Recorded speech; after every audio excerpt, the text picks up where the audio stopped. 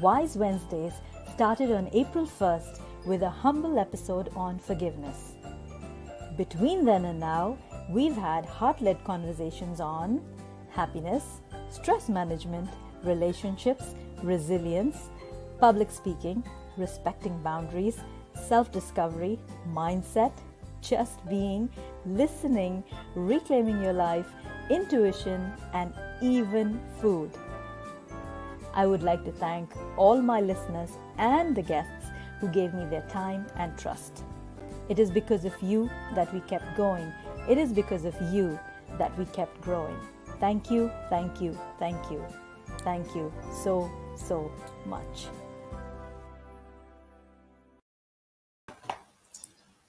Hello, hello. Welcome to episode 37 of Wise Wednesdays with RK. Topic for today is mental health and work from home. My guest is the amazing STEVE ASHBY. He is someone who has got 35 years of experience in HR. He wears many hats, and the most interesting thing about him is he's this amazing conversationalist who's on a mission to help people understand what work from home is all about, how you can overcome the stress that comes with it, and how you can align with your mental health and feel good about what you're doing and where you're doing it. So without further delay, I bring to you Steve. Thank you, Steve. Hi, everybody. Saying yes. And hi, Rick. Thank you very much for having me here. It's a very important time of the year for people to be finding out about how they can actually enjoy working from home and how they can enjoy the space that they're in right now. Because for a lot of people, it's not the space that they thought they were going to be in. Mm-hmm. And I know Steve from a few years ago. Like we met at an event, and and I got in conversation with him because of the post that he was sharing on LinkedIn. And I told him about the show, and I said, "What would you like to speak about?" And the first thing that he said was mental health and work from home, because that is such a pressing topic, and people haven't. It's been months, but there are people who are still struggling, and the impact of working from home is beginning to show. And he said, and I said, I have an opening on the 23rd, which is just before Christmas. Do you really think you want to do this? And he said, that's exactly the time I want to do this. So tell me more about that, Steve. Why did you want to do the talk today? I know that, if you look in the UK, for example, the number of people who are stuck in places like London who can't get back out to Wales or up to Scotland because of lockdown, tier 4 lockdown, where they can't be with their families. My own daughter, for example, managed to get out. She was she got out half an hour before the lockdown, so she got down to Wales to be with her mum, my ex-wife, lovely Penny, and with my son Jesse, who's so the three of them are together, which is great because their grandfather is 98 and still going strong, can't hear a thing, but so just the sense of people missing out this time round. Normally I would be back there with them, and I can't travel there either. I mean, I'd be there. It's just not feasible. So there are lots and lots of stories about people who are in the wrong place.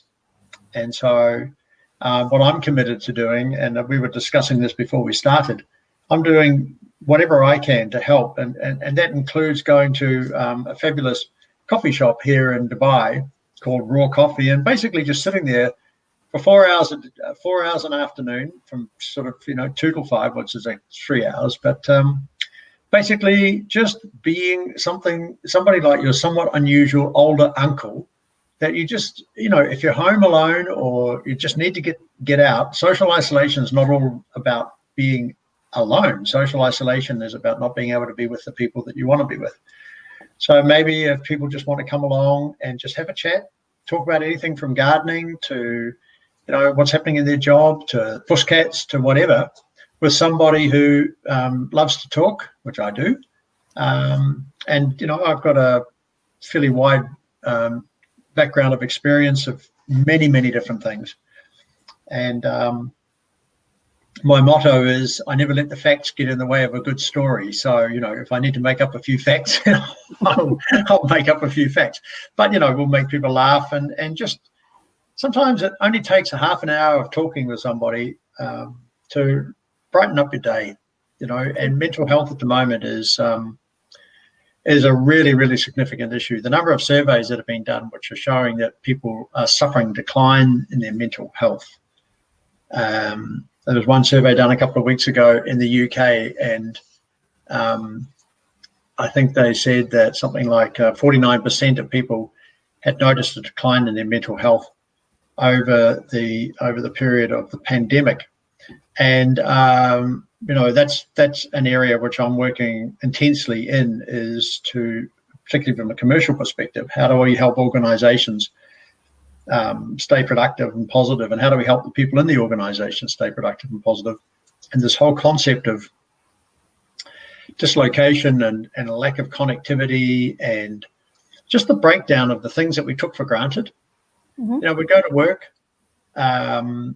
to work. We'd meet people, we'd see them, we'd avoid the ones we didn't like. We'd because, we had the choice.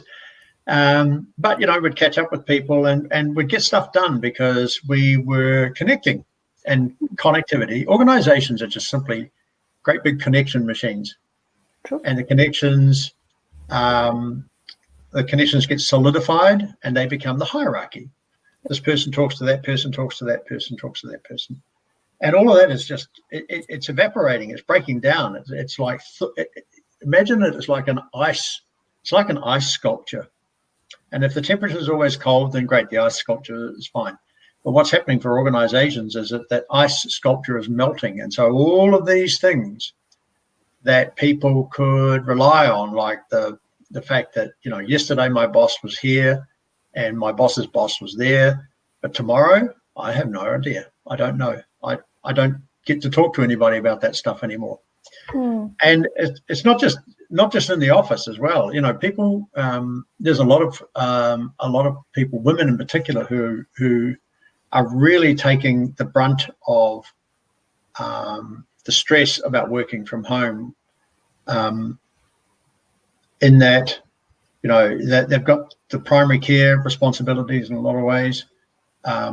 Their partners, their husbands, are not necessarily very happy in their jobs, suffering from that social isolation. And you just have to look at the way that the domestic violence statistics around the world are skyrocketing. Clearly, there's not a lot of places for women to be able to get away and get out and kind of socialize that they could do before. And so they're having to kind of manage all that, manage an unhappy partner who also can't get out and socialize and all that isolation. And they've got to homeschool the kids and all that sort of stuff, So at the moment, I think it is a very, very tough on women in particular. Steve, tell us about your work from home program.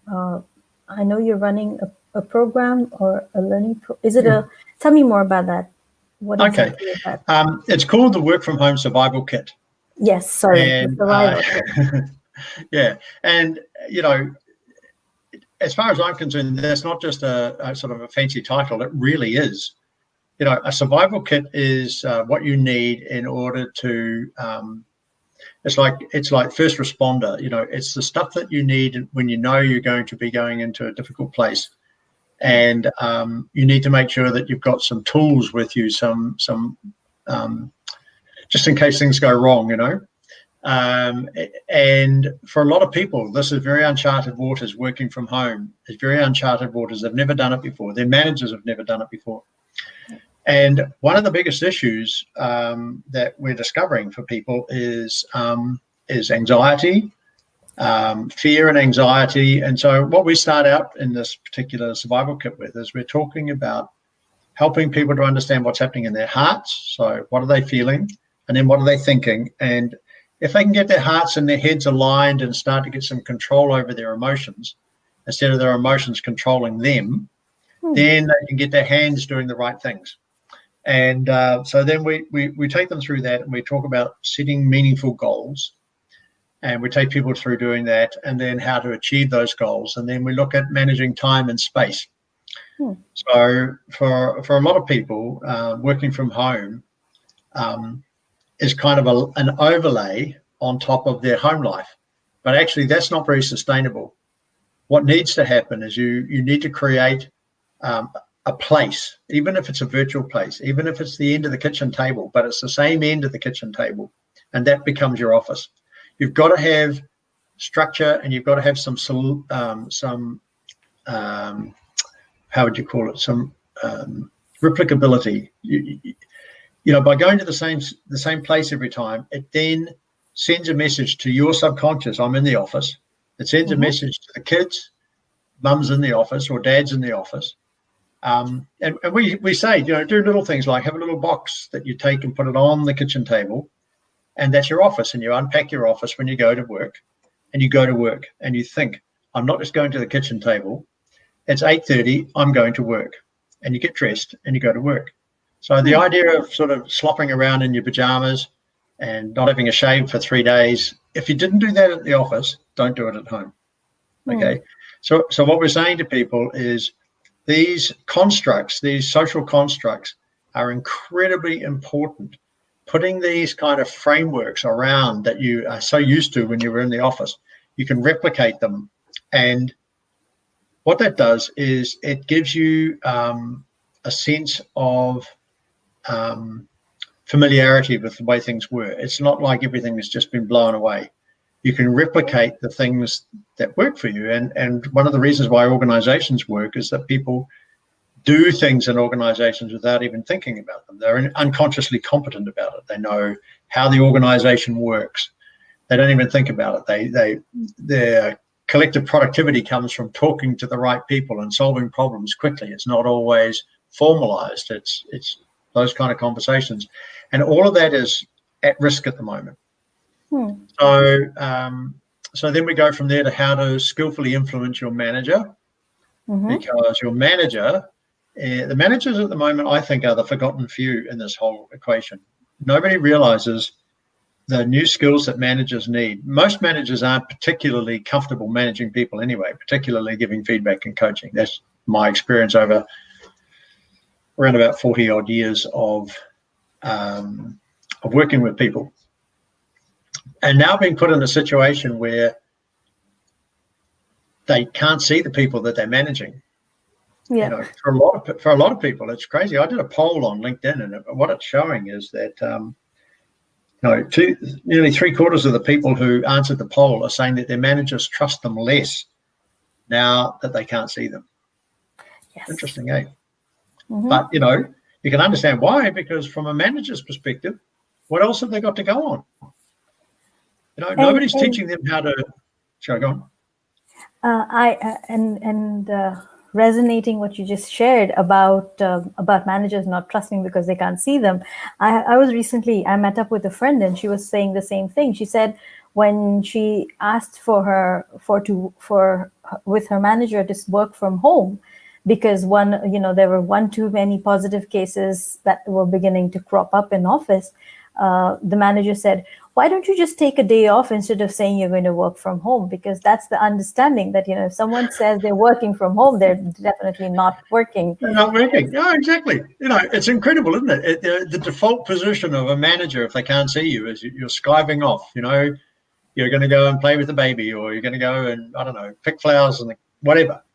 And the whole thing is see, what's happened is that there was a gradual move.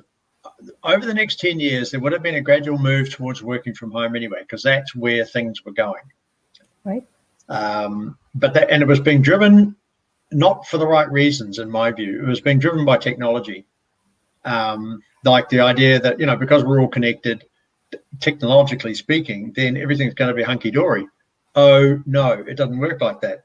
Organizations have been the way they are, and organizations are functioning the way they do now, just like they did 4,000 years ago. And it's all about connectivity. It's all about the people, and we have a program that we do with corporates called Whiria Te Tangata, which is a Maori expression, New Zealand Maori expression, Yeah. WHIRIA, Whiria Te Tangata, and that means weave the people together. And so this is how organizations work. Organizations work by weaving people together and then codifying the way that they're woven together, codifying what people do, codifying who they report to, codifying limits of accountability, codifying skills, etc., etc., etc. And the idea that just because, we're all on the cloud, that none of that matters is not true. And what's being proven right now is that it is not true. Organizations can't just spread themselves all over the place in terms of where their people are working and not do something different. The way I view it is that an organization, when you get up really close, an organization is a whole bunch of people that are holding hands. Yes. Right. Yep. And I think before we started, I mentioned that the structure of an organization is quite fragile, and I likened it to an ice sculpture. Yes. And then I said to you, what is happening right now is that if the temperature is cold, the ice structure is fine. It's strong. Ice is really strong. Yes. Until one thing happens, it melts. Yep. And as the temperature goes up, all of a sudden that ice structure dissipates and disappears. And that is why organizations' productivity is absolutely plummeting, because they don't have anything else. It's not like the structure is independent of the people. The people are the structure. The people are the connections. And the relationships between individuals and between individual employees, between employees and managers and the CEO, and what the organization is trying to achieve, and then bringing that all the way down through to what an individual does. Those things are codified, and by that I mean that there is a system around them. There's an accountability, everyone has accountabilities and objectives. There is an authorizations manual which says what decisions you can make and what decisions you can't make, depending on the level in the organization. And it all falls apart when the connectivity is not there. So this concept about social isolation, which everybody is saying is the major impact on mental health at the moment, the social isolation is impacting organizations because people can't be with the people that they used to be with to get the job done. It's not all the social side about, I miss my mates and go down to the pub and have a beer and yada, yada, yada. It's not about that at all. It's about I am not with the people that I worked with and we got stuff done in the organization. Yep. So, it's a massively significant issue, and most organizations aren't seeing it for what it is. They're looking at things like, well, we won't need so much office space. Well, we'll just tell people that, if a manager calls you and says, I want a Zoom call with you and it's 11 o'clock at night, you have to be there.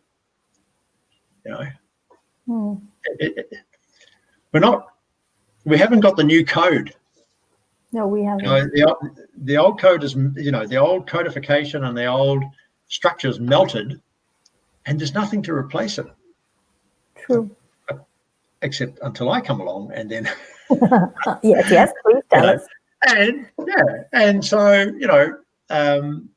we go through and we talk to individuals through the survival kit, through videos and weekly calls with me, and a few bad songs on my guitar, and make people laugh and feel part of a virtual community. That's a massively important thing organizations need to do. They need to form virtual communities with their people in their businesses to bring them back together, weave them back together, because that's fallen apart. And it's a really good program. It's easy, it's fun, and it's incredibly powerful for people who don't know how to break out of this kind of fear and anxiety and and uncertainty about the future, it gives them hope. And not only hope, it gives them practical steps that they can take so they can be in control of their lives again. And I can't think of anything more important right now at my tender age of nearly 67 to be working on with people than helping them get back control of their lives. And not just their lives, the lives of the people around them at home, being a strong influence in the teams that they work with at work, so that they get to keep their jobs, so that their standard of living and the education that they want for their kids and everything. I mean, the whole thing is really, really bound up. And I just think that what we're working on at the moment with the survival kit is massively important. Yeah, massively important. True, definitely is. And I like that you spoke about anxiety and people mental health being something that's coming up, because a lot of times we push mental health and anxiety and issues like these under the "I'm okay" rug. We don't want to address it. We feel like, okay, I'm fine. I don't need any support. We try to be super strong, but what is coming up for a lot of people is that anxiousness of not knowing what next. At least in earlier times, and I'd really like to call this earlier times because we don't know how it's going to shape up. But in earlier times, at least you knew that, okay, I'm going to work. These are my work hours. These are my colleagues. This is where I sit. This is what I do. There was some level of certainty to the day. Sure. But now with everything, as you said, melting down, where the iceberg melting, ice sculpture melting, we don't really know what's happening, and people haven't been really taught how to set boundaries. And Exactly.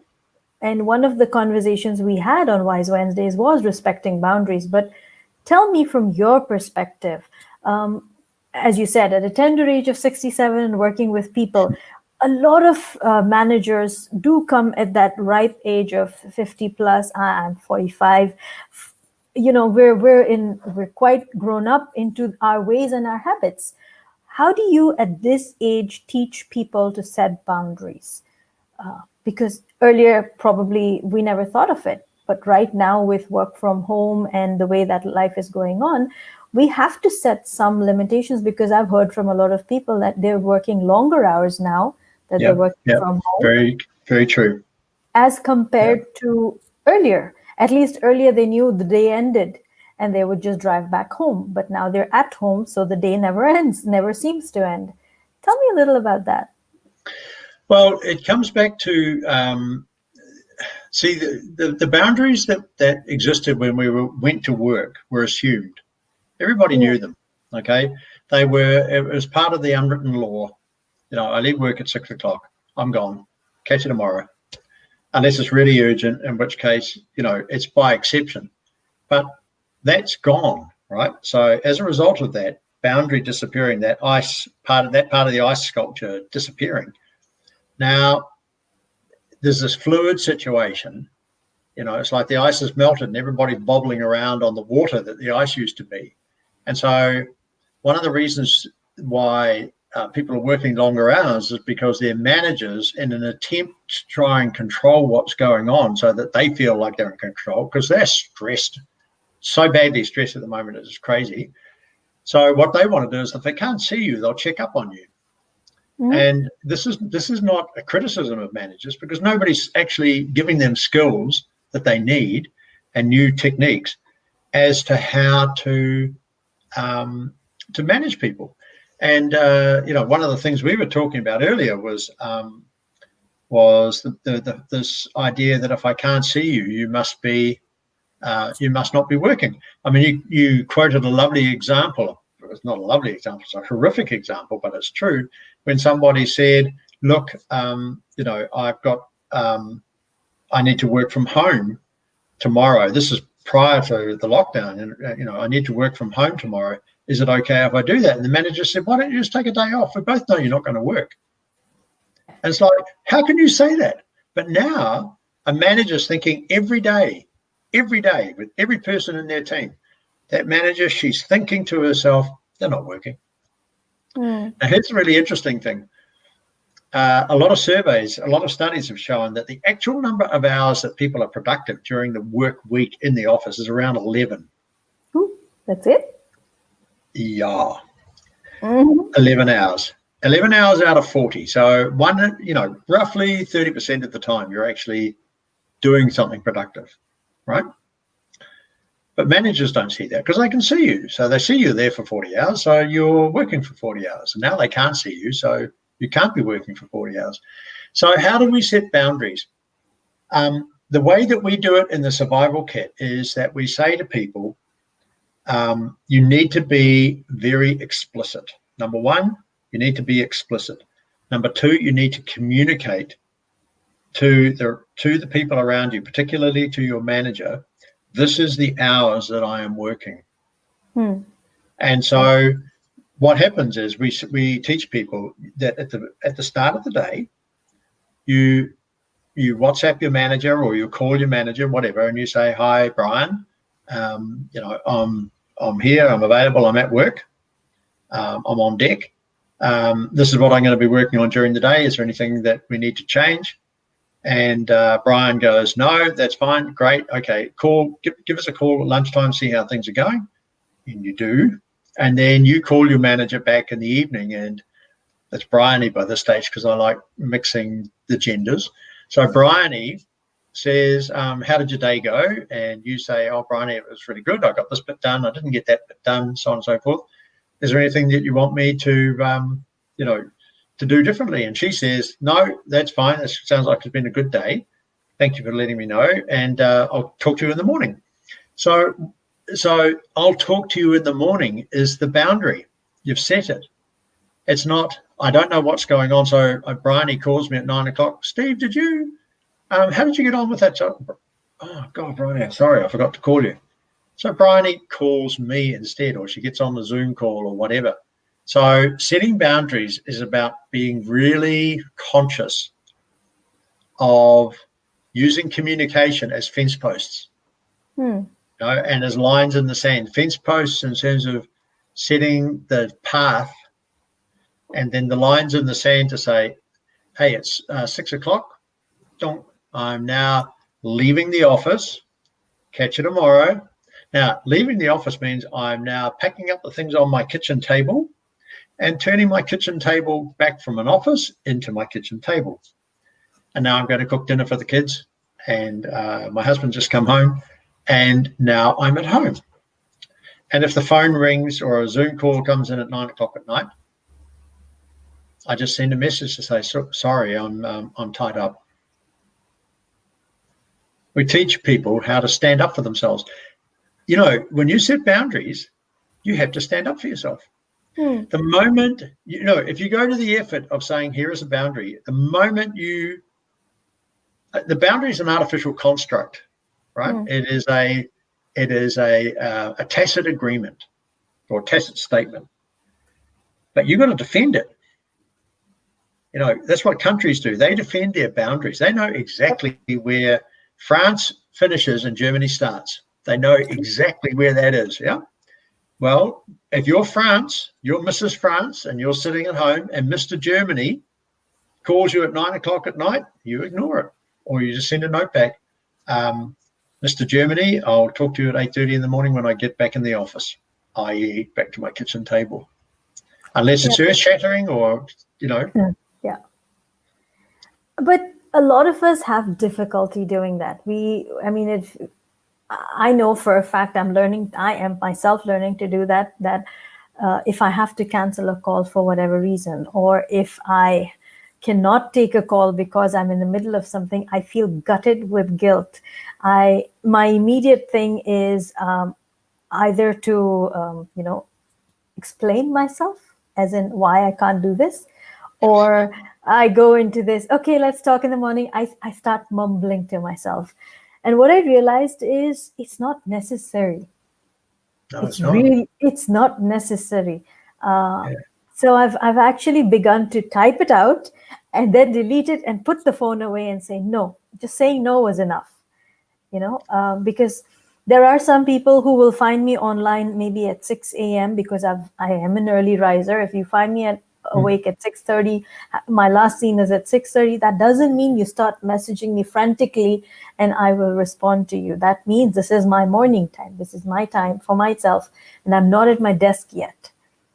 So earlier until last month I entertained it, and then I said, no, full stop. I'm not doing this, not anymore, because I can't be in two places at one time, and it's not my place to be with that person so early in the morning. I haven't started my work day yet. They might have, but I haven't.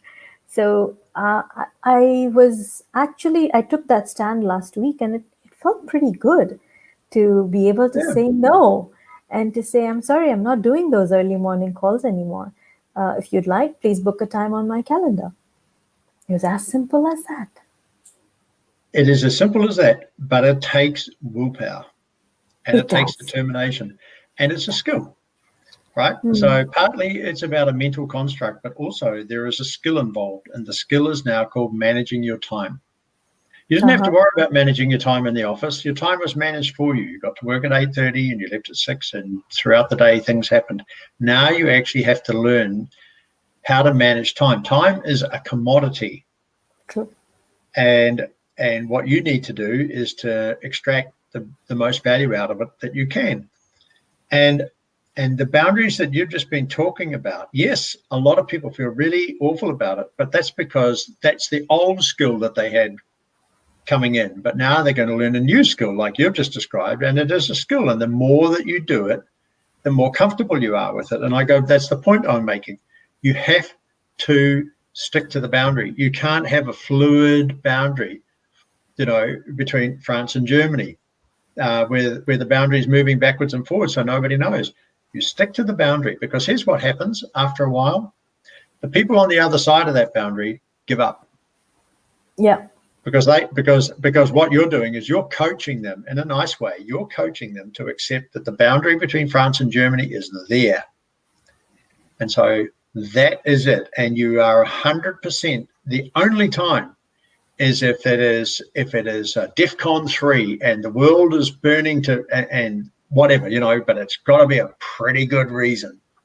The rest of the time, no, 8:30. I'm on deck at 8:30. Sorry, I'm on my bike. I'm cycling, which is what I do first thing in the morning. Or you have to defend your space. And so, one of the things that we're talking about in the survival kit is that we're teaching people to defend their space. Now, I used to do this. There was one organization I worked in for a while, which was just unbelievably toxic. Unbelievably toxic. And I ran a mini informal session with people in the lunchroom, and I was the VP HR, right? And I'm dealing with high-powered executives who were just being burned with this toxic atmosphere. And I taught them how to set boundaries. I taught them how to stand up for themselves. And the little program I ran when they'd come and sit with me in the lunchroom was called Stand Up. Right. And, it was a bit of a joke, but it worked. I got the turnover in that organization down from 22% at the very senior level of people. These are people paid over 60,000 dirhams a month, which is, 12,000 pound a month. The turnover was 22%. And I got that down in just over a year, down to 9%, by teaching people to stand up for themselves. And the people who are on the other side to it, the toxic people, they just, they realized that they couldn't get away with what they were trying to get away with before. So they stopped. But somebody's got to take the first step, right? And in this case, the first step you've taken, and you have said to the people that are, wanting to talk to you outside your span of hours, that you have decided this is my work space. Yep. You've said to them, no. And you do it nicely, but no is no. Yep. No, I'll talk to you in the morning after 8:30. No, so-and-so. Not, okay, well, let's just have a quick chat now. No, it's 11 o'clock at night. Go away. You wouldn't do this. The first thing that an employee or somebody working from home can say to their manager, why are you calling me at 9 o'clock? You wouldn't do this when there was no lockdown. Why are you doing it now? But on the contrary, some managers do that, and some people do I that. know, They I know, do, but and that's and because and they there's have no boundaries and they don't respect your boundaries. it So is yeah. push back, stand Hmm. up, push back. Look, the easiest thing to do is to lie down on the road and get run over. That's the easy thing. Yes. It hurts, and you think, oh God, I'll just lie down and let them run over me again, and then you feel more and more depressed. The harder thing to do is to say no. I decline. You don't even have to say no. That wonderful expression, I decline. I have a choice. I decline means I have made a choice. I Yes. decline to get on the phone with you at 9 o'clock at night when it really isn't necessary. I decline.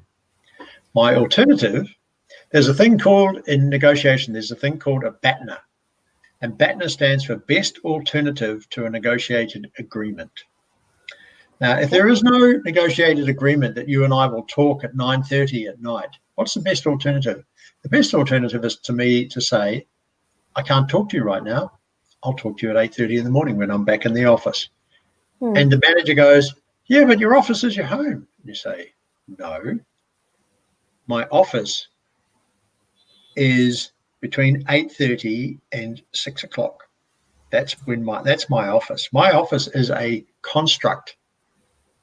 It's not a place anymore. My office is a mental construct, and it has boundaries. Yep. And as you said, you felt 50 times better once you'd got over the shock of saying no, and for all the reasons that only you know why you found that so difficult. But you've now realized that it's actually very liberating. It is. Gosh. Now, Okay. this is amazing. This is the point that the stuff that we're talking about is it's life-changing and it's earth-shattering, and it has universal application. Why wouldn't you get up at 4 o'clock in the morning and do the stuff that I'm doing? Because I get up at 4 o'clock in the morning and my brain is just on fire about doing these things to help people have a proper life with boundaries. And it's often the simplest things that make the biggest difference if you do them consistently. And I think the That's the key key. here is consistency, which not Yeah. many of us are able to get our heads around because we give up too early in the game. I'll just go and lie on the road and let them run over me. You know, Yeah, it's and easier. I'll only do it this once. Oh no, it doesn't work like that. See, the thing is that it is a bit like alcoholism in a way. People say they can be sober for 20 years. They have one drink and it all disappears. Previous 20 years, gone.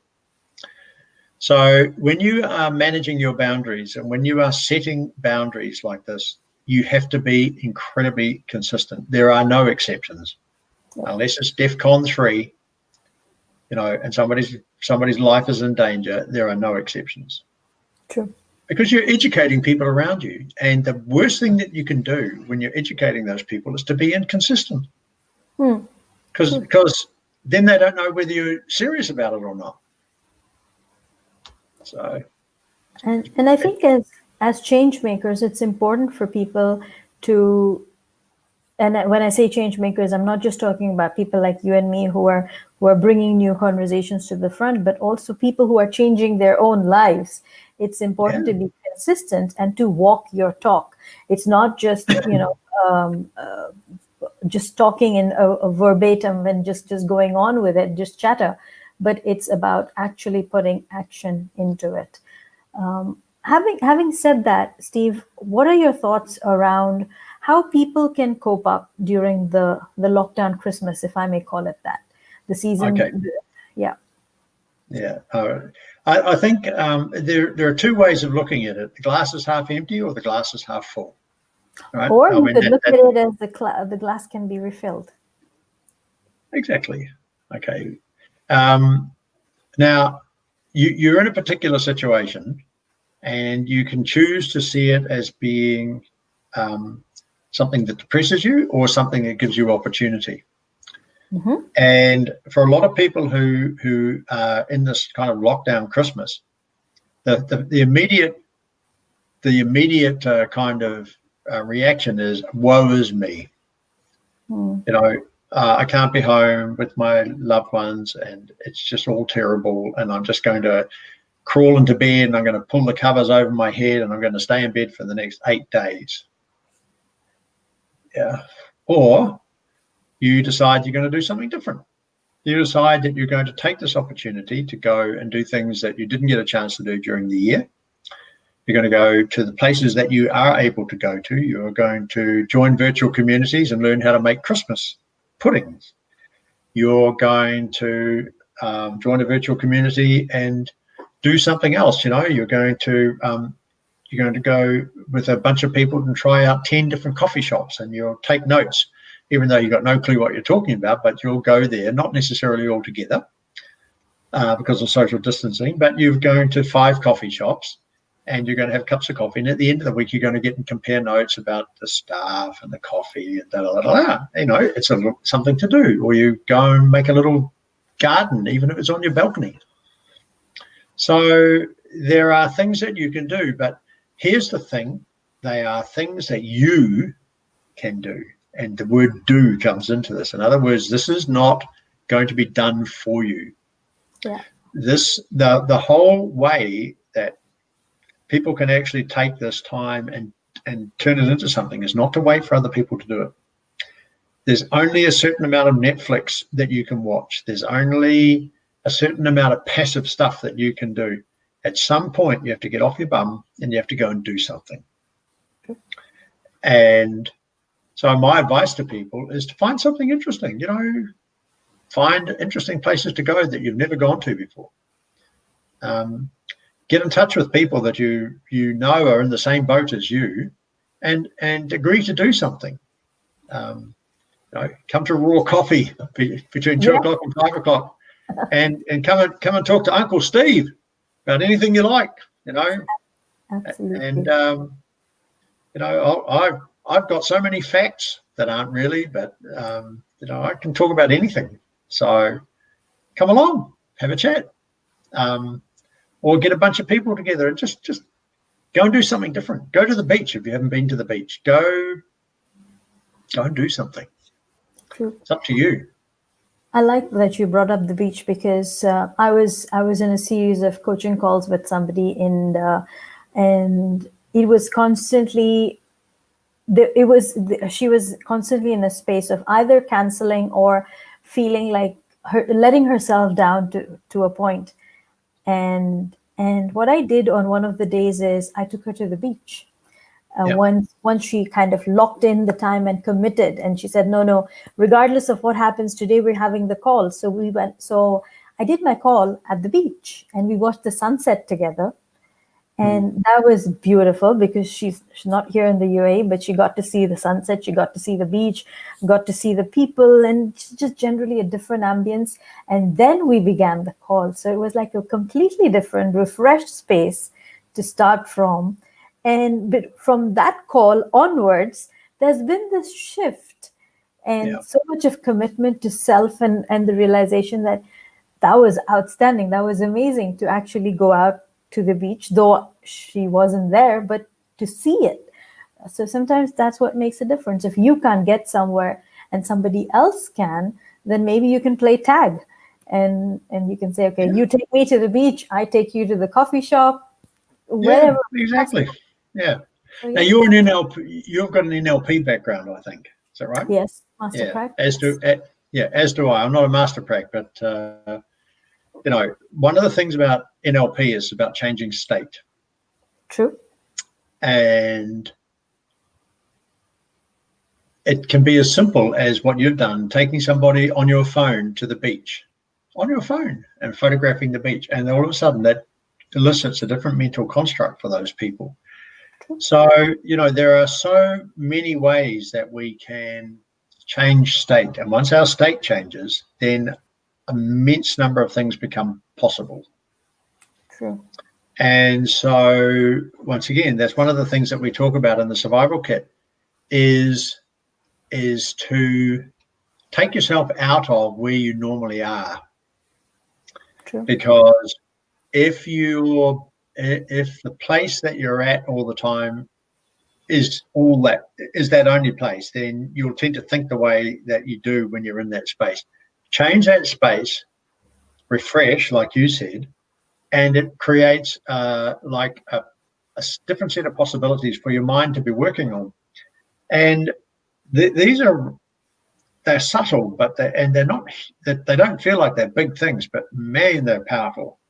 And so when you start talking to people about how they can actually become better by learning these simple little things that are so powerful, then I can see that over the next year, with the stuff that we're doing, that you're doing, and that I'm doing through the various things, whether it's the Weave the People, the Whiria Te Tangata program we're doing with corporates, or the survival kit with individuals, just by getting people to understand how much power they have, how much power they actually have. They're not powerless at all. We're not powerless as human beings. We have got all the power we need. All we need to do is exercise it. So, it's as simple as that. And these are not complicated things that we're doing. Saying yes, saying no, moving from one space to another space. These are not complicated things. It's so simple that we begin to wonder, why didn't I think of that? But that's the whole point, isn't it? Well, we don't want them to, because we're consultants, so we want to think of that stuff. Yeah, so we can charge them for it. that's where we come in. Okay, so because you brought up NLP, I'd like to share about filters. Your mind uses filters, right? When you look at a reality or when you look at a situation, you're constantly using filters. So there are 3 types of filters, which is generalization, deletion, and distortion. And in this situation that everyone is in, and not really everybody, again, I'm generalizing when I say everyone, but when the people are, in terms of Christmas, in terms of New Year, as well as the different things that people are looking forward to, where would it help? Okay, I won't say where would it help. It would help to understand what filter you're using. Are you generalizing, just like I said, everybody, or are you deleting some information, as in, are you deleting what the possibilities are, or are you distorting the reality by saying, oh my God, it's so big? So what are your thoughts on that? I think the one that people use the most often, and the one which blocks them most frequently, is the generalization. You always, they always call me out to 9 o'clock. They never tell me what's going on. What? They never tell you? Well, no, but didn't somebody call you last week? Oh yeah, apart from that, they never tell me what's going on, apart from these 85,000 examples, which just show that the generalization is completely false. I think people, giving people the opportunity to catch themselves doing that sort of thing, and giving them a frame of reference so they can, is that what I just did? The distortion as well. How do I make something quite innocuous that just happened? How is it that I'm able to turn that into they're out to get me? Paranoia is distortion. A fact, something happens, a fact, it just happens. But I make it into something that it really isn't, but it becomes the way I then think about things. So the fact that my manager calls me at 9 o'clock at night, I make that into, here's the manager's called at 9 o'clock.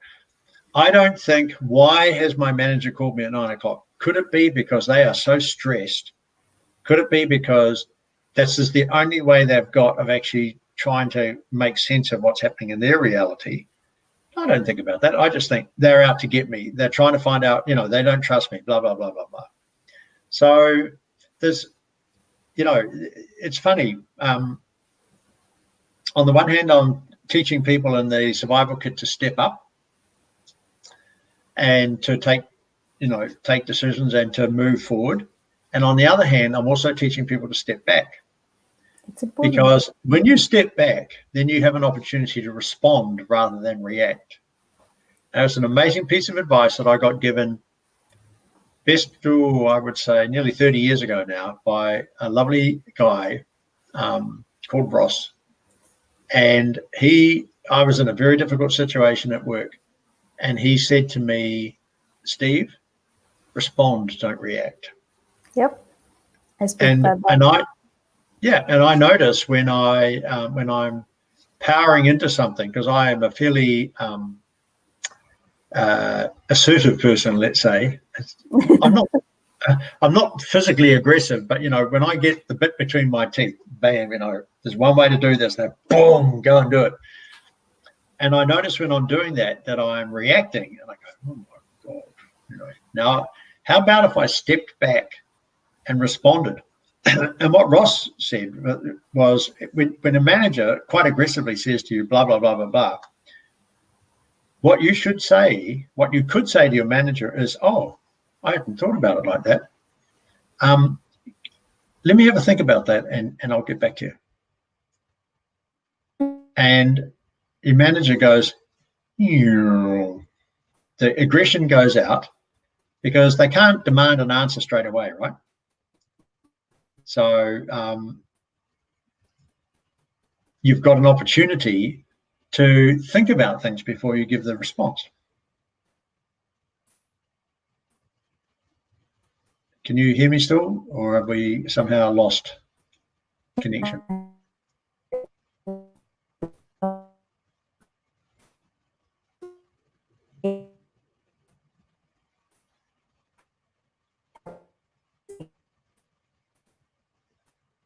I can't hear you.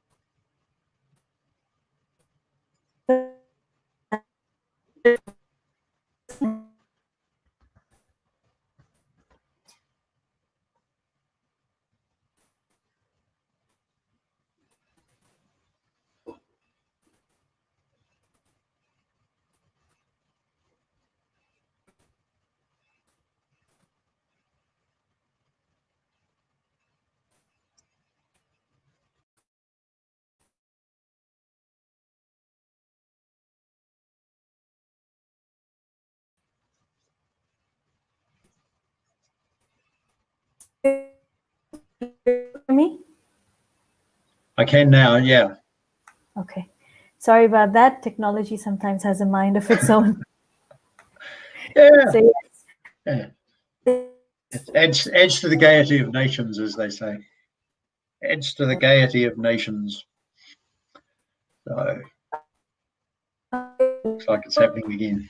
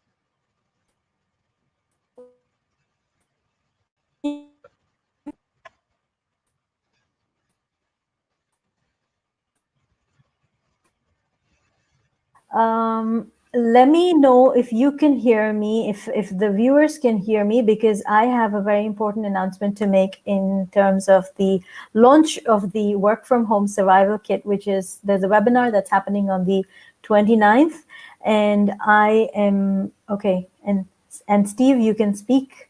Hey, I can speak. Right. I can always Yes. speak, even if nobody can hear me. You know how there's that saying about the sound of one hand clapping in the forest? Oh, On the yes. other hand, wait, over here. No, Hey, what, for me, what I'm going to do is I'm going to just post the webinar sign up in the yes, please. chat, just so that if people want to find out more, by all means come along. It'll be a bit fun. It'll be live. You'll come away with some stuff that you can use immediately. I mean, the whole idea right now, I think, is to give people stuff that they can start using right now, where they can start to improve the situation that they find themselves in. And so our discussion around boundaries, for example, I think has been really useful. And you've come up with some really great examples of people whose boundaries were being impacted. And even the way that you describe what was happening for yourself, where it took you some time to get used to being able to say no. And I mean, you're an amazingly powerful woman.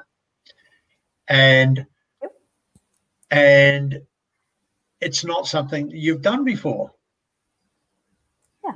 And so it's a skill. And so this is what I keep saying to people. Look, this is not about whether you're smart or aggressive or passive. These are skills. These are life skills.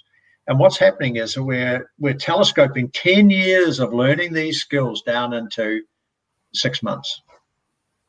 Because that was the direction that work was going, over the next 10 years, more and more remote work. But they would have time to deal with these issues around setting boundaries and all the other things that we're having to cover now in the survival kit. Because we don't have time. The ice is melting. The organization, the ice of the structure that's in organization is melting, and it's melting fast. And for organizations that want to keep working and be profitable, they need to learn how to replace that ice structure with something else that won't melt, because it's never going to be the way it was. And that's the same with ice. Once the structure's melted, even though it goes cold again, you don't have that structure anymore. You have a puddle, and that's what refreezes, but it's vastly different to what was there before. So I think it's quite a useful analogy. To that. And for those of you who are new to the channel, please do subscribe to the YouTube channel, because, as you know, I share daily conversations around the little things that make life big, and I've been doing it for the last 968 days now, day after day after day. Which is incredible. Yeah.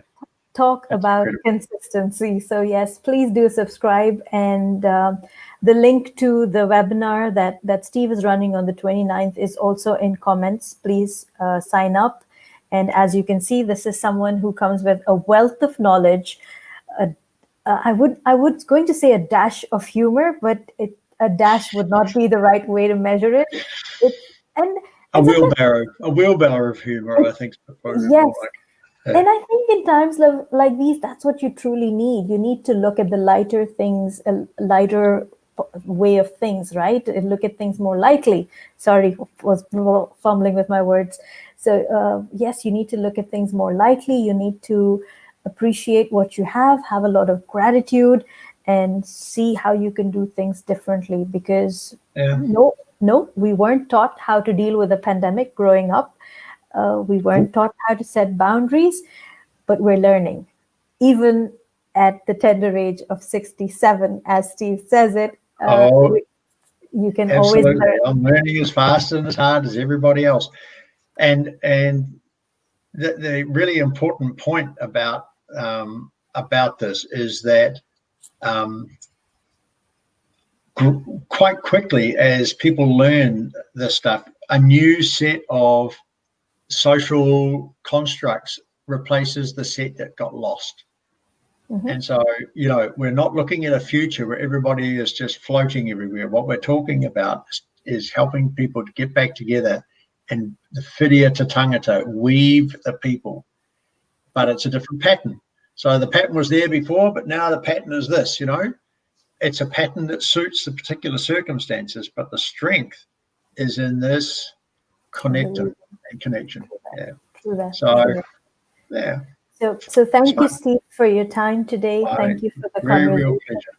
Very valuable. And for all of you who've joined in and will tune in on replay, thank you for giving us your time, your trust.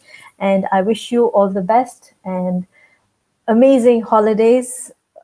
Wish you a great 2021. And I think we do have another Wise Wednesday before the year closes. But in case you aren't able to tune in, wishing you well for the year to come and have a great rest of the day. Thank you, Steve. And have a very, very Merry Christmas. And I won't sing the song, but those of you who know it will know it. So have a lovely Christmas, and I hope you're able to at least connect with the people. If you can't be with them, I'm certainly hoping you're going to be able to connect with the people that you love, because this is the season of love. True that. Okay, thank you so much. Thank you. Bye-bye. Have a good rest of the day. Bye-bye.